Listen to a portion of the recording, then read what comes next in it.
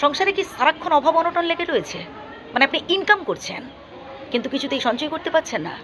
যদি এমনটা হয়ে থাকে আজকের ভিডিওটি আপনার জন্য। কারণ আজকে আমি জাস্ট ৩টে টিপস দেব। একটু মেনে চলার চেষ্টা করুন।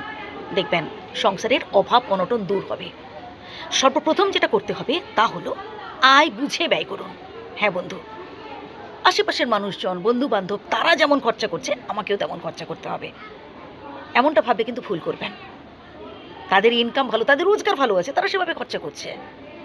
আপনাকে দেখতে হবে আপনার ইনকাম কত, সেই বুঝে কিন্তু চলতে হবে। এতে যদি বন্ধু-বান্ধব আপনার সাথে না মিশুক, কী আছে তাতে? আমি আমার মতো করে চলবো। আমার আয় বুঝে আমাকে ব্যয় করতে হবে।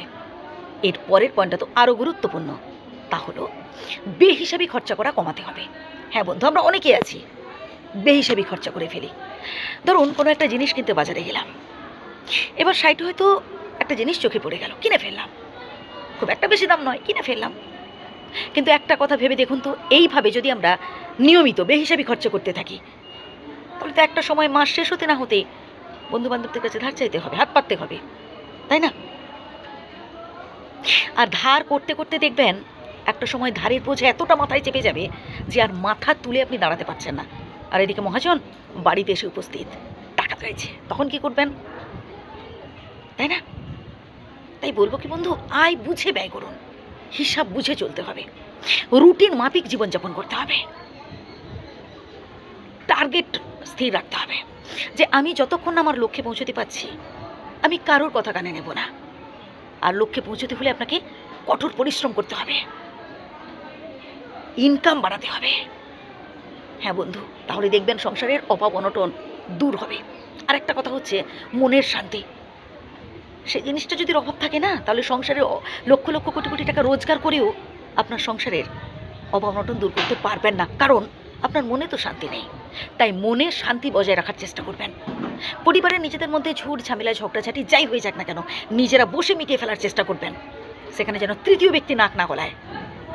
স্বামী স্ত্রীর মধ্যে ঝগড়াঝাটি হবে, কিন্তু সেটার মধ্যে যেন ইগো না থাকে। ঝগড়া হয়েছে, ঠিক আছে, আবার মিটমাট করে নেবেন। এর পরের পয়েন্টটা তো আরও গুরুত্বপূর্ণ, তা হলো অপরের সাথে তুলনা করা বন্ধ করুন।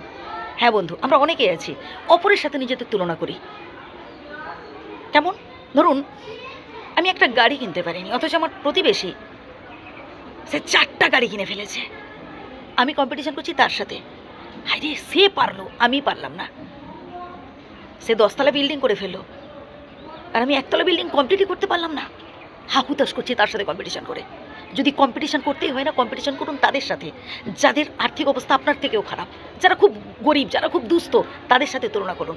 তাহলে বুঝতে পারবেন আপনি অনেক পেয়েছেন। বিধাতা আপনাকে যতটুকুন দিয়েছেন তাতেই বিন্দাস থাকুন, তাতেই খুশি থাকার চেষ্টা করুন। ভালো থাকবেন।